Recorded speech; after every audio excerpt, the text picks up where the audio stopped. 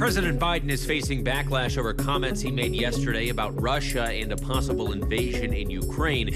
Russia will be held accountable if it invades, and it depends on what it does. It's one thing if it's a minor incursion and then we end up having a fight about what to do and not do, etc. The president tried to clarify what he meant. But there is no doubt, let there be no doubt at all, that if Putin makes this choice, Russia will pay a heavy price.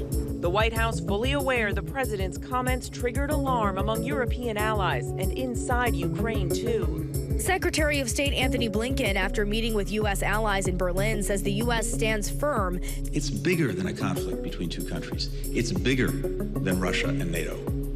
It's a crisis with global consequences. Secretary Blinken, of course, meeting with Russian Foreign Minister Lavrov on Friday as the time for diplomacy seems to be running out.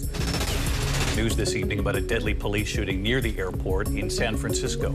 Police responding to a call of a man carrying 2 guns near a train station at the airport. Officers saying they tried to de-escalate the situation. The suspect allegedly threatening them. The officers opening fire when they say he kept advancing toward them. Train service was temporarily suspended. The airport was not affected.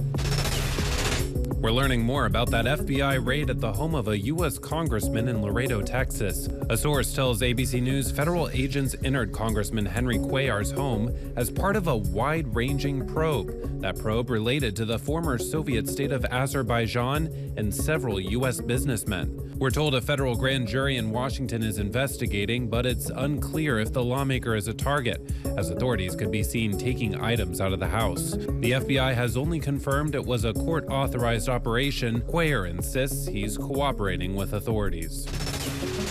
Jeffrey Epstein's former companion, Gayle Maxwell, is now asking for a new trial. In a letter to the judge, Gayle Maxwell's attorneys said they filed a motion for a new trial under seal. It's based on post-verdict statements to the press by 2 jurors who said they disclosed their experience with sexual abuse during deliberations and may have influenced the trial's outcome. Federal prosecutors have 2 weeks to respond. Maxwell was convicted of serving up minors for Jeffrey Epstein to abuse.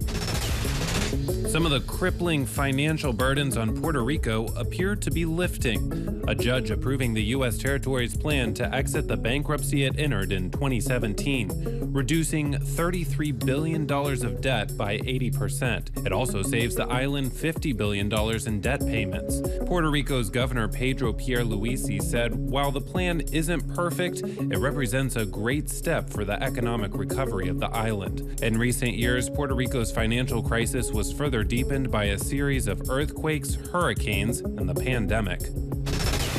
A recall and warning today about several items for babies. First, a line of loungers is now being investigated in the deaths of 2 infants. Parents are urged to stop using the Leach Co. Podster, Podster Plush, Bumsy, and Podster Playtime.